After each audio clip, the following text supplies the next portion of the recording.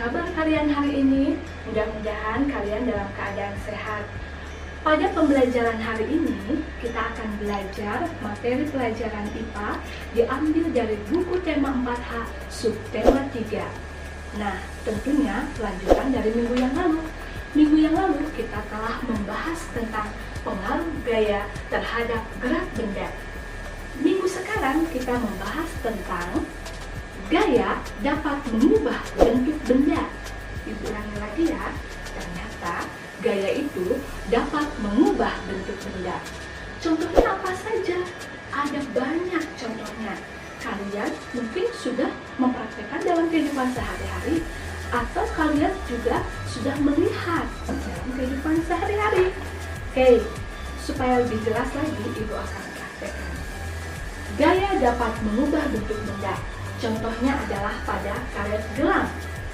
Karet gelang itu berbentuk apa? Ya, berbentuk lingkaran. Jika kalian memberikan gaya pada karet gelang, nah seperti ini, maka karet gelang tersebut berubah bentuk. Yang tadinya lingkaran berubah menjadi persegi panjang, atau berubah menjadi trapesium, atau berubah menjadi oval. Nah, kalian lebih pintar dari ibu cara memainkan karet tentunya. Oke, contoh yang kedua, gaya dapat mengubah bentuk benda. Pada apa ya? Contohnya adalah pada pembuatan keramik, guci keramik, pot bunga. Siapa tahu apa bahan dasar pembuatan pot bunga? Ya, betul, dari tanah liat. Tanah liat yang diberikan air, maka diaduk-aduk, setelah itu dibentuk sedemikian rupa sehingga menjadi barang yang indah dan menarik. Nah, salah satu contohnya ini olahan dari tanah liat, yaitu pot bunga. Nah, cantik bukan? Nah, ini terjadi karena gaya dapat mengubah bentuk benda. Contoh yang ketiga apa, Bu? Ada, yaitu adalah pada telur. Nah, sudah tahu kan kalian telur itu berbentuk apa? Ya, telur itu berbentuk bulat. Namun jika kamu memberikan gaya pada telur itu, maka telur tersebut akan berubah bentuk. Bagaimana caranya memberikan gaya pada telur? Ya gampang, tinggal dijatuhkan saja pada lantai. Namun kalau dijatuhkan pada lantai bisa kotor ya. Kita coba jatuhkan pada mangkok. Nah, seperti ini. Apa yang terjadi? Nah, lihatlah. Telur itu berubah bentuk. Yang tadinya bulat, akhirnya pecah. Yang terlihat hanyalah putih telur dan kuning telur. Nah, itu adalah perubahan bentuk pada telur yang telah dipecahkan. Kemudian pada plastisin, mainan yang sering kamu mainkan bersama teman-teman. Plastisin atau bisa disebut juga lilin. Kamu tekan-tekan, berubah bentuk menjadi ular. Ada yang berubah bentuk menjadi boneka, mobil-mobilan. Nah, saat ditekan itulah, itu artinya kamu memberikan gaya pada plastisin tersebut sehingga berubah bentuk.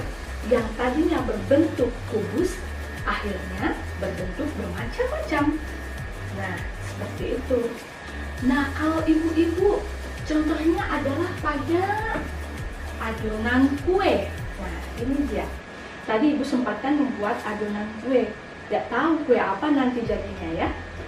Adonan kue itu merupakan bahan yang sangat lunak sehingga mudah dibentuk. Lihat, tadinya berbentuk bulat, bisa dipipihkan, bisa digulung-gulung. Nah, nanti jadinya kue gabus seperti itu ya. Nah, oke. Contoh yang terakhir adalah, kalian pernah melihat kayu? Kayu tentunya berbentuk gelondongan. Pada awal mulanya, gelondongan itu apa ya? Berbentuk tabung. Nah, setelah kayu itu dipahat oleh tukang kayu atau digergaji, maka kayu tersebut akan berubah bentuk. Berubah bentuknya bagaimana, Bu? tentunya tukang kayu akan mengubahnya menjadi lemari, salah satu contohnya, menjadi kursi, menjadi meja, dan lain sebagainya. Nah, itu adalah contoh-contoh gaya dapat mengubah bentuk benda. Ibu berharap kalian, supaya kalian lebih mengerti, bisa mempraktekannya di rumah. Boleh praktek karet gelang, boleh praktek telur, boleh praktek plastising atau lilin, atau play-doh, dan lain sebagainya. Nah, jika kalian sudah praktek, jangan lupa cuci tangan. Kenapa harus cuci tangan? Karena kita tidak tahu benda-benda yang kalian pegang itu ada virusnya atau tidak. Anak-anak, seperti yang sudah kita ketahui, karena kalian sekarang sudah tidak 3 minggu berada di rumah, tidak bersekolah, tidak pergi keluar. Karena apa? Karena virus corona sudah melanda negara Indonesia. Ibu berharap kalian bisa menjaga kebersihan dengan baik supaya terhindar dari penyakit tersebut. Caranya bagaimana? Caranya adalah, salah satu caranya adalah rajin-rajinlah mencuci tangan.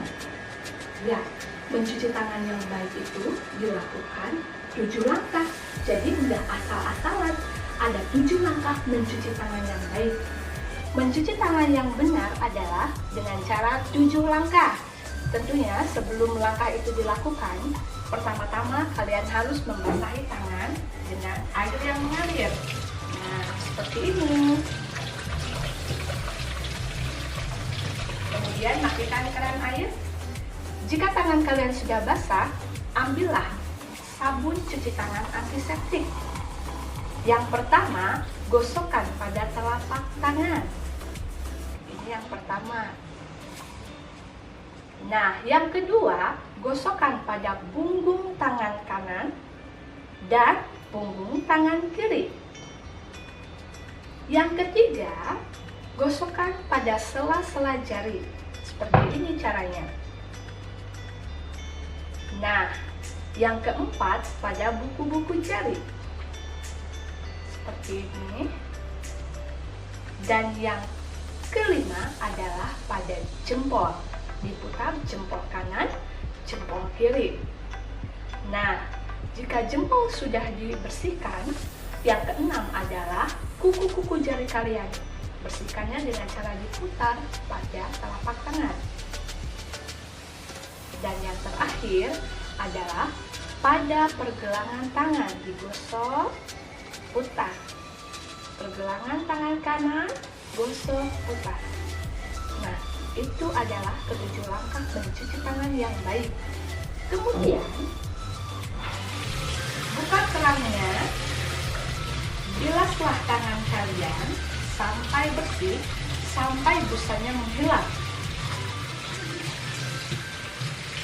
Setelah busanya menghilang dan kesat tangan kalian, matikan kerannya.